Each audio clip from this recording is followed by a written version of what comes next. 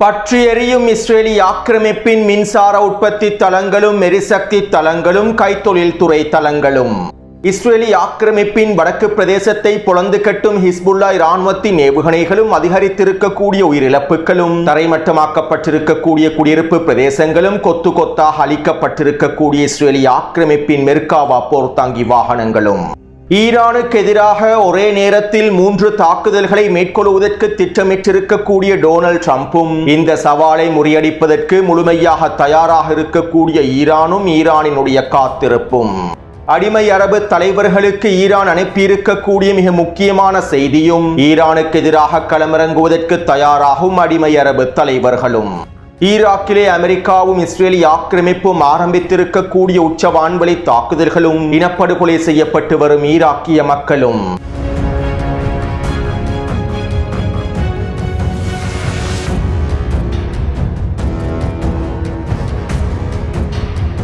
இது ஈரான் அப்டேட்டின் 55வது காணொளியாகும். இன்று மதியம் வெளியிட்ட காணொளியை பார்வையிடாதவர்கள் கீழே இருக்கக்கூடிய லிங்கினை பயன்படுத்தி பார்வையிடலாம். இன்றைய தினம் ஐநாவின் மனித உரிமை ஆணையத்தில் அடிமை அரபு நாடுகள் முன்வைத்திருக்கக்கூடிய கோரிக்கைகளுக்கு அமைவாக விசேட அமர்வு ஒன்று நடைபெற்றிருந்தது. குறிப்பாக பஹ்ரைன் நாடே ஐநாவின் மனித உரிமை அமைப்பில் ஒரு முன்மொழிவு ஒன்றை முன்வைத்துள்ளது.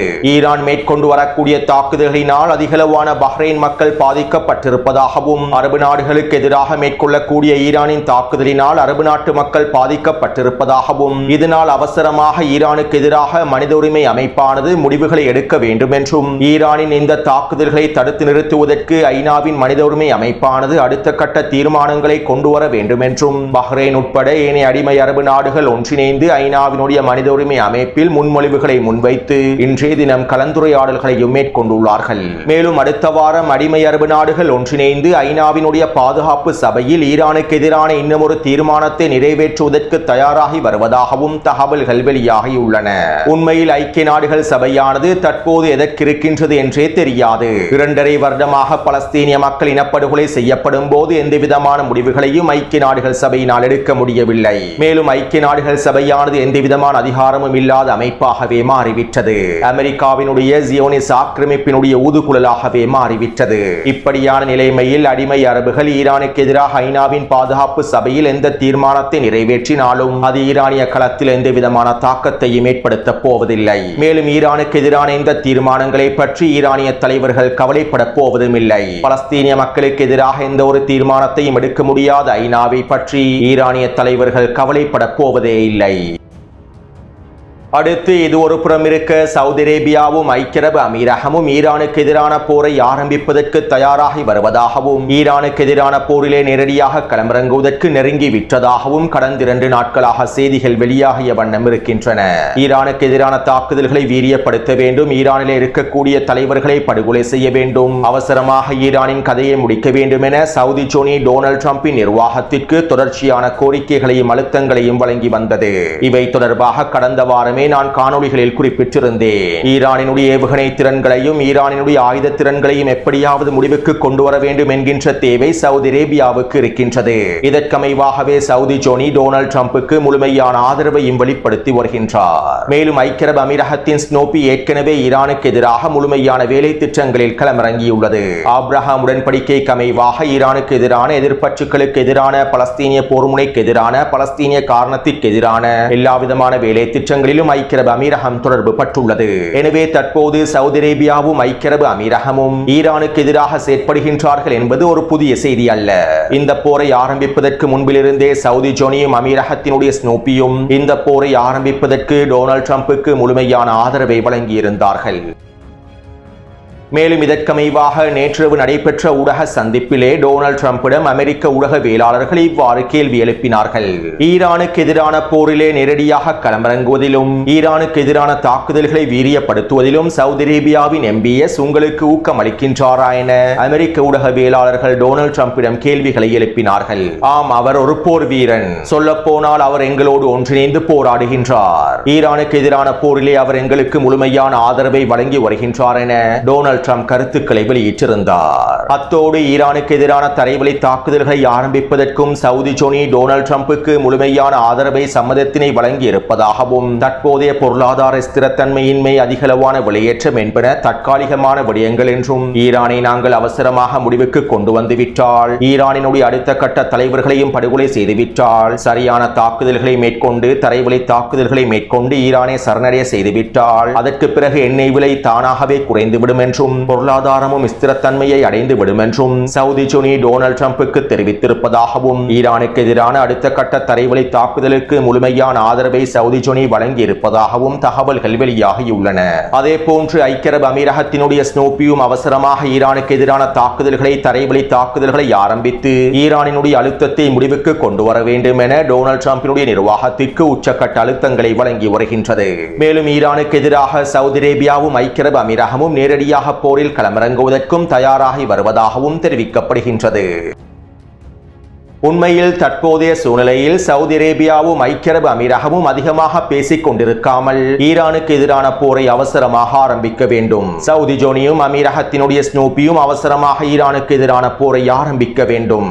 பேசி கருத்துக்களை வெளியிட்டு டொனால்ட் ட்ரம்புக்கு உச்சழுத்தங்களை வழங்கி நேரத்தை வீணடிக்காமல் அவசரமாக இரண்டு அடிமைகளும் ஈரானுக்கு எதிரான போரிலே களமிறங்க வேண்டும். அப்போதுதான் சவுதி அரேபியாவிலும் ஐக்கிய அரபு அமீரகத்திலும் இருக்கக்கூடிய இன்னும் சில முக்கியமான தளங்களை இலக்கு வைத்தும் தாக்குதல்களை ஈரானால் மேற்கொள்ள முடியும். பலஸ்தீனிய மக்களுடைய இனப்படுகொலைகளோடு சம்பந்தப்பட்டிருக்கக்கூடிய இந்த அடிமை அரபு தலைவர்களின் பொருளாதாரத்தை இலக்கு வைத்தும் பலஸ்தீனிய மக்களின் இனப்படுகொலைகளோடு சம்பந்தப்பட்டிருக்கக்கூடிய இந்த தலைவர்களின் மிக முக்கியமான நிறுவனங்களை இலக்கு வைத்தும் முதலீடுகளை இலக்கு வைத்தும் ஈரானினால் உச்ச தாக்குதல்களை மேற்கொள்ள முடியும். இவர்களுடைய இந்த வளங்களை முழுமையாக தரைமட்டமாக்க முடியும். மேலும் இவர்கள் பாதுகாத்து வந்த மன்னர் ஆட்சியையும் முடிவுக்கு கொண்டு வர முடியும். சவுதி அரேபியாவும் ஐக்கிய அரபு அமீரகமும் ஈரானுக்கு எதிரான போரை ஆரம்பிப்பதன் மூலமாக அவர்களுடைய மன்னர் ஆட்சியும் அரசு குடும்பத்தின் செல்வாக்கும் முடிவுக்கு கொண்டு வரப்படும். மேலும் யமன் ஹவுதி இராணுவத்தினரும் கடந்த 25 நாட்களுக்கு மேலாக காத்துக் கொண்டிருக்கின்றார்கள். இந்த அடிமைகள் ஈரானுக்கு எதிரான போரை ஆரம்பித்தால் யமன் ஹவுதி இராணுவத்தினரும் நேரடியாக தரைவழி தாக்குதல்களில் இவர்களுக்கு எதிராக களமிறங்குவதற்கு காத்துக் கொண்டிருக்கின்றார்கள்.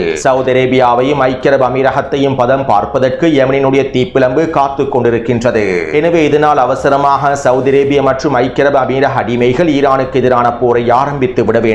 உலகில் உள்ள ஒட்டுமொத்த முஸ்லிம்களும் இந்த அடிமைகளுக்கு எதிராக ஈரானும் யமன் ஹவுதி இராணுவத்தினரும் வழங்கப் போகும் விருந்துகளை பார்வையிடுவதற்கு தயாராகவே இருக்கின்றார்கள். மேலும் ஒட்டுமொத்த உலக முஸ்லிம்களும் காத்துக் கொண்டிருக்கின்றார்கள்.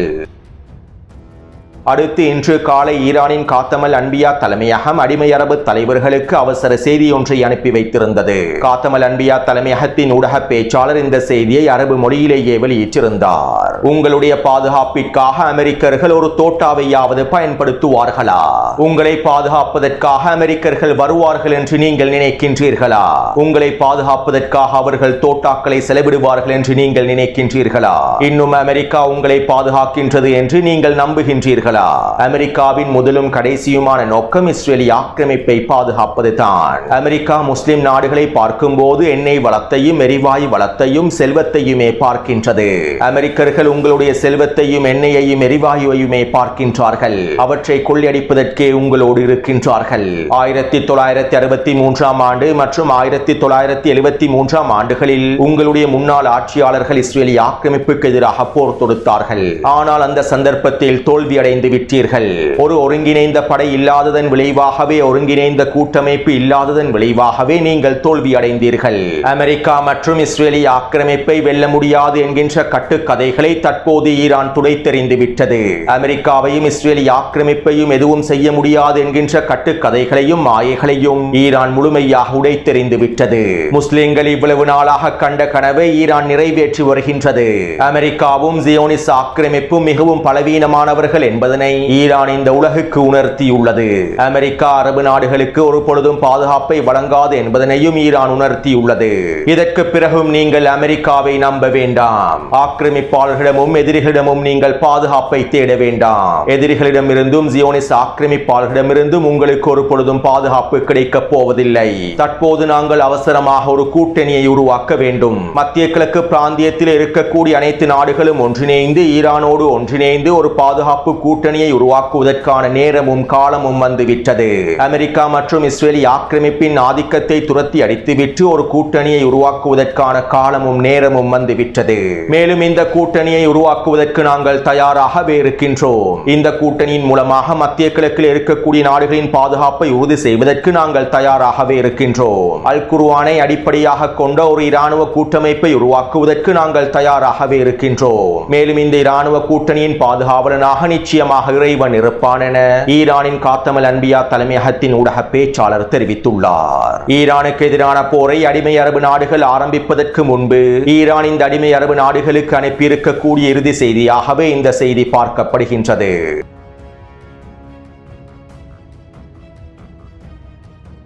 அமெரிக்காவின் விசேட கடற்படையும் 3 போர்க்கப்பல்களும் இந்திய பெருங்கடல் பிரதேசத்தினூடாக ஓமான் வளைகுடாவை நோக்கி நகர்ந்து கொண்டிருக்கின்றன.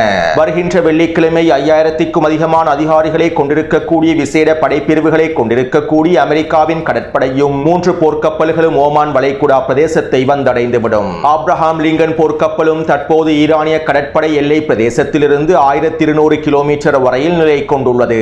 இந்த 3 போர்க்கப்பல்களும் வருகை தந்ததும் ஆப்ரஹாம் லிங்கன் போர்க்கப்பல் ஓமான் வளைகுடா பிரதேசத்தில் முழுமையாக களமிறங்கும். இவ்வாறு களமிறங்கக்கூடிய அமெரிக்காவின் கடற்படையானது ஹெர்முஸ் ஜலசந்தி பிரதேசத்திற்கு அருகாமையில் இருக்கக்கூடிய ஈரானின் கடற்கரை நகரங்களை முழுமையாக கைப்பற்றுவதற்கான தாக்குதல்களை ஆரம்பிக்கும். ஈரானின் ஹெர்முஸ் கடற்கரை பிரதேசங்களை முழுமையாக கைப்பற்றுவதற்காகவும் குறித்த கடற்கரை பிரதேசங்களை சிதைப்பதற்காகவுமே அமெரிக்கா இந்த 5000க்கும் அதிகமான விசேட கடற்படை பிரிவுகளையும் போர்க்கப்பல்களையும் களமிறக்கியுள்ளது. வருகின்ற வெள்ளிக்கிழமை இந்த தாக்குதல்களை மேற்கொள்வதற்கு இவர்கள் முழுமையாக தயாராகி விடுவார்கள் என்றும் அமெரிக்க ஊடகங்கள் தெரிவித்துள்ளன. அதே போன்று அமெரிக்கா அதனுடைய 82வது ஏர்போர்ன் படைப்பிரிவையும் தற்போது மத்திய கிழக்கை நோக்கி நகர்த்துவதற்கு திட்டமிட்டுள்ளது.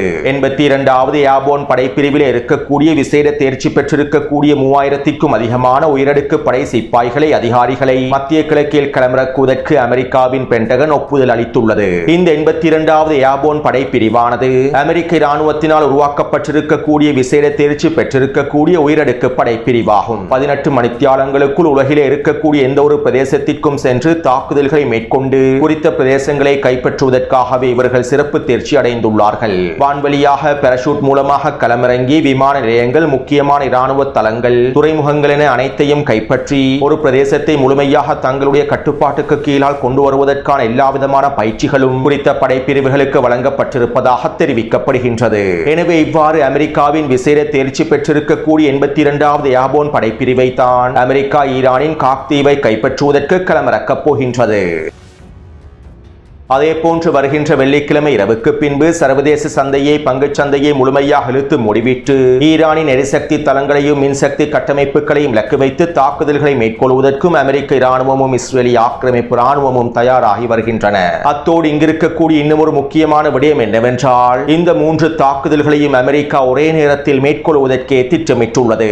ஓமான் வளைகுடா பிரதேசத்திலே நிலை கொண்டிருக்கக்கூடிய 5000க்கும் அதிகமான அமெரிக்க கடற்படையினர் ஹெர்முஸ் ஜலசந்தி பிரதேசத்திற்கு அருகாமையில் இருக்க ஈரானின் கடற்கரை பிரதேசங்களை, கடற்கரை நகரங்களை கைப்பற்றுவதற்கான தாக்குதல்களை ஆரம்பிப்பார்கள். இந்த சந்தர்ப்பத்திலே அமெரிக்காவின் 82வது ஏர்போர்ன் படைப்பிரிவினர் காக்தீவை கைப்பற்றுவதற்கான தாக்குதலில் களமிறங்குவார்கள். மேலும் இதனோடு சேர்ந்து அமெரிக்காவும் இஸ்ரேலி ஆக்கிரமிப்பும் அதனுடைய போர் விமானங்களின் மூலமாக ஈரானின் மின்சக்தி மற்றும் எரிசக்தி கட்டமைப்புகளை இலக்கு வைத்து தாக்குதல்களை மேற்கொள்ளும். இவ்வாறு ஒரே நேரத்தில் இந்த 3 தாக்குதல்களையும் மேற்கொள்வதன் மூலமாகத்தான் ஈரான் அடுத்த கட்டமாக மேற்கொள்ளக்கூடிய பதிலடி தாக்குதல்களை நிறுத்த முடியும் என அமெரிக்க இராணுவம் மதிப்பிட்டிருப்பதாக தெரிவிக்கப்படுகின்றது. அதாவது 3 தாக்குதல்களையும் ஒரே நேரத்தில் மேற்கொண்டு அவசரமாக காக்தீவை கைப்பற்றிவிட்டால் ஈரான் மத்திய கிழக்கு பிராந்தியத்தில் இருக்கக்கூடிய மின்சக்தி கட்டமைப்புகளையும் எரிசக்தி கட்டமைப்புகளையும் இலக்கு வைத்து தாக்குதல்களை மேற்கொள்ளாது என்றும், காக்தீவை பயன்படுத்தி ஈரானோடு பேரம் பேசி ஈரானின் இந்த பதிலடி தாக்குதல்களை நிறுத்திவிட முடியும் என்றும், மேலும் ஈரானினுடைய ஒட்டுமொத்த மின்சார மற்றும் எரிசக்தி கட்டமைப்புகளை முழுமையாக தரைமட்டமாக்கி ஈரானை அடிப்பணிய வைக்க முடியும் என்றும் அமெரிக்க இராணுவம் திட்டமிட்டிருப்பதாக களத்திலிருந்து பல தகவல்கள் கசிவடைந்துள்ளன. இப்படியான நிலைமையில் ஈரானின் IRGC இராணுவத்தில் இருக்கக்கூடிய மிகவும் பிரசித்தி பெற்ற தரைவழி தாக்குதல்களுக்கு மூலோபாய தரைவழி தாக்குதல்களுக்கு பிரசித்தி பெற்ற முக்கியமான தளபதிகளில் ஒருவரான அலி அக்பர் அஹமதியான் அவர்கள் இவ்வாறு தெரிவித்துள்ளார். அமெரிக்கா ஈரானுக்கு எதிரான தரைவழி தாக்குதல்களை ஆரம்பிப்பதற்கு திட்டமிடுகின்றது. அவர்கள் இப்போது தான் ஈரானுக்கு எதிரான தரைவழி தாக்குதலை பற்றி சிந்திக்கின்றார்கள், திட்டங்களை வகுக்கின்றார்கள். ஆனால் நாங்கள் பல வருடங்களுக்கு முன்பே ஈரானுக்கு எதிரான அமெரிக்காவின் தரைவழி தாக்குதலுக்கு முழுமையாக தயாராகிவிட்டோம். பல வருடங்களுக்கு முன்பே அமெரிக்கா ஈரானுக்கு எதிரான தரைவழி தாக்குதலை ஆரம்பிக்கும் என நாங்கள் காத்திருந்தோம். அமெரிக்காவின் தரைவழி தாக்குதலுக்காக காத்திருந்து அதற்கான எல்லா விதமான தயார்படுத்தல்களையும் பல வருடங்களுக்கு முன்பே முடித்திருந்தோம். மேலும் பல வருடங்களாக எங்களுடைய போராளிகள் இதற்காகத்தான் காத்திருக்கின்றார்கள். ஒரு விடயத்திற்காக முழுமையாக தயாராகிவிட்டு பல வருடங்களாக அதற்காக காத்திருந்து பிறகு அது நடைபெறும் போது அந்த போராளிகளுக்கு கிடைக்கக்கூடிய ஆனந்தம் எவ்வாறு இருக்கும் என்று உங்களுக்கு தெரியுமா? எனவே எங்களுடைய பல வருட காத்திருப்பு தற்போது நடைபெறப் போகின்றது. இதனால் அமெரிக்கர்களே, அவசரமாக எங்களை நோக்கி வாருங்கள், அவசரமாக எங்களை நோக்கி வாருங்கள் என ஈரானிய IRGC இராணுவ தளபதி அலி அக்பர் அஹமதியான் அவர்கள் தெரிவித்துள்ளார். அத்தோடு அமெரிக்காவினுடைய இந்த 3 தாக்குதல்களையும் சவால்களையும் எதிர்கொள்வதற்கு ஈரான் முழுமையாக தயாராகவே இருக்கின்றது. அமெரிக்காவின் கடற்படையினருக்கும் விமானங்கள் மூலமாக களமிறங்கப் போகும் விமானப்படைகளுக்கும் தரைப்படைகளுக்கும் ஆச்சரியங்களை வழங்குவதற்கு ஈரானிய முப்படைகளும் தயாராகவே இருக்கின்றார்கள். அடுத்து ஈராக்கிய எதிர்ப்பு குழுக்கள் தொடர்ச்சியான தாக்குதல்களை மேற்கொண்டு வருகின்றார்கள். மேலும் ஈராக்கினுடைய PMF படைகளுக்கு ஈராக்கிய அரசாங்கம் முழுமையான அனுமதியையும் தற்போது வழங்கியுள்ளது. மதியம் வெளியிட்ட காணொலியில் இவை தொடர்பாக தெளிவாக குறிப்பிட்டிருந்தேன். அதாவது அமெரிக்காவுக்கு எதிரான இஸ்ரேலிய ஆக்கிரமிப்புக்கு எதிரான போரிலே ஈராக் முழுமையாக களமிறங்கியுள்ளது. இப்படியான நிலைமையில் தற்போது அமெரிக்காவும் இஸ்ரேலிய ஆக்கிரமிப்பும் ஈராக்குக்கு எதிரான உச்ச வான்வழி தாக்குதல்களையும் ஆரம்பித்துள்ளார்கள். ஈராக்கில் இருக்கக்கூடிய பொதுமக்களுக்கு எதிராகவும் குடியிருப்பு கட்டிடங்களுக்கு எதிராகவும் தாக்குதல்களை ஆரம்பித்துள்ளார்கள். இன்று மதியம் அமெரிக்காவும் இஸ்ரேலிய ஆக்கிரமிப்பு மேற்கொண்ட தாக்குதல்களில் மருத்துவமனை ஒன்று இலக்கு வைக்கப்பட்டுள்ளது. மேலும் இந்த தாக்குதலிலே 7க்கும் அதிகமானோர் கொல்லப்பட்டுள்ளார்கள், 20க்கும் அதிகமானோர் படுகாயங்களுக்கு உள்ளாக்கப்பட்டுள்ளார்கள். தற்போது அமெரிக்காவும் இஸ்ரேலிய ஆக்கிரமிப்பும் ஈராக்கில் இருக்கக்கூடிய பொதுமக்களின் குடியிருப்பு பிரதேசங்களையும் இலக்கு வைத்து தாக்குதல்களை மேற்கொண்டு வருகின்றது. ஈராக்கிய மக்கள் இனப்படுகொலை செய்வதற்கான தாக்குதல்களையும் இவர்கள் தற்போது ஆரம்பித்துள்ளார்கள். அடுத்து இன்று காலையிலிருந்து மாலை 6 மணி வரையில் ஹிஸ்புல்லா இராணுவத்தினர் 36 தாக்குதல்களை மேற்கொண்டுள்ளார்கள். அதிலும் குறிப்பாக இஸ்ரேலிய ஆக்கிரமிப்பின் வடக்கு பிரதேசத்தை ஹிஸ்புல்லா இராணுவத்தினர் ஏவுகணைகள் மூலமாக பொளந்து கட்டி வருகின்றார்கள். கிட்டத்தட்ட 70க்கும் அதிகமான ஏவுகணைகளை வடக்கு பிரதேசத்தை நோக்கி ஏவியிருந்தார்கள். இந்த தாக்குதலிலே 10க்கும் அதிகமான குடியிருப்பு கட்டிடங்கள் இலக்கு வைக்கப்பட்டுள்ளன. மேலும் 4 நிலத்தினர்கள் படுகொலை செய்யப்பட்டிருப்பதாகவும் 25க்கும் அதிகமானோர் படுகாயமடைந்திருப்பதாகவும் தகவல்கள் வெளியாகியுள்ளன. அத்தோடு ஹிஸ்புல்லாவின் தாக்குதலினால் வடக்கு பிரதேசத்தில் இருக்கக்கூடிய நகர சபைக்கு சொந்தமான பல வாகனங்களும் சிதைக்கப்பட்டுள்ளன. அடுத்து தரைவழி தாக்குதலிலே இன்று காலையிலிருந்து கியாம் பிரதேசத்தில் உச்ச மோதல்கள் நடைபெற்று வருகின்றன. இந்த மோதல்களின் போது 3 மெர்காவா போர்த்தாங்கி வாகனங்களையும் ஹிஸ்புல்லா இராணுவத்தினர் அளித்துள்ளார்கள். அதனோடு வந்த இஸ்ரேலிய ஆக்கிரமிப்பு சிப்பாய்களையும் கொத்து கொத்தாக அளித்துள்ளார்கள். அடுத்து இன்று மதியம் ஈரான் இஸ்ரேலிய ஆக்கிரமிப்பின் மின்சார கட்டமைப்புகள் இலக்கு வைத்தும் எரிசக்தி கட்டமைப்புகள் இலக்கு வைத்தும் வீரியமான ஏவுகணை தாக்குதலை ஆரம்பித்தது. இதற்கமைவாக இஸ்ரேலிய ஆக்கிரமிப்பில் இருக்கக்கூடிய மிகப்பெரிய மின்சார உற்பத்தி நிலையமான ஹதேரா மின்சார உற்பத்தி நிலையத்தை இலக்கு வைத்து வீரியமான ஏவுகணை தாக்குதல்கள் மேற்கொள்ளப்பட்டிருந்தன. இந்த தாக்குதலிலே குறித்த மின்சார உற்பத்தியின் மிக முக்கியமான பிரதேசங்களில் 4 வெடிப்புகள் பதிவாகி இருந்தன. இந்த தாக்குதல் தொடர்பான காணொலிகளை டெலிகிராம் சேனலில் பதிவிட்டுள்ளேன். அத்தோடு இந்த தாக்குதலை தொடர்ந்து டெல் மற்றும் ஹைஃபாவின் பல பிரதேசங்களில் மின்சார தட்டுப்பாடு ஏற்பட்டுள்ளது. மேலும் குறித்த மின்சார உற்பத்தி நிலையத்தின் மிக முக்கியமான பிரதேசங்கள் சிதைக்கப்பட்டிருப்பதாகவும் தெரிவிக்கப்படுகின்றது. குறித்த தளத்திலே சேவை செய்யக்கூடிய 4 ஊழியர்கள் கொல்லப்பட்டிருப்பதாகவும் உறுதி செய்யப்பட்டுள்ளன. அத்தோடு இந்த தாக்குதலை தொடர்ந்து ஹைஃபா பிரதேசத்தில் இருக்கக்கூடிய டெல் அவீவின் வடக்கு பிரதேசத்தில் இருக்கக்கூடிய கைத்தொழில் கட்டிடங்கள் இலக்கு வைத்தும் கைத்தொழில் களஞ்சிய சாலைகள் இலக்கு வைத்தும் தாக்குதல்கள் மேற்கொள்ளப்பட்டிருந்தன. இஸ்ரேலிய ஆக்கிரமிப்பின் மின் உற்பத்தி தளங்களோடு தொடர்பு பட்டிருக்கக்கூடிய கைத்தொழில் உற்பத்தி தளங்களுக்கு எதிராகவே இந்த தாக்குதல் மேற்கொள்ளப்பட்டுள்ளது. இதைத் தொடர்ந்து இஸ்ரேலிய ஆக்கிரமிப்பின் நெகவ் பிரதேசத்தில் இருக்கக்கூடிய மிக முக்கியமான கைத்தொழிற்சாலை இலக்கு வைத்தும் தாக்குதல் மேற்கொள்ளப்பட்டுள்ளது. குறித்த தொழிற்சாலையும் இஸ்ரேலிய ஆக்கிரமிப்பின் எரிசக்தி துறையோடு சம்பந்தப்பட்ட தொழிற்சாலை என தெரிவிக்கப்படுகின்றது. மேலும் இந்த காணொலியை பதிவிடும் சந்தர்ப்பத்திலும் ஈரான் இஸ்ரேலிய ஆக்கிரமிப்புக்கு எதிராக வீரியமான ஏவுகணை தாக்குதல்களை மேற்கொண்டிருந்தது. எனவே இந்த காணொலி தொடர்பான கருத்துக்களை பதிவிடுங்கள். தொடர்ந்தும் என்னுடன் இணைந்திருங்கள். நன்றி, வணக்கம்.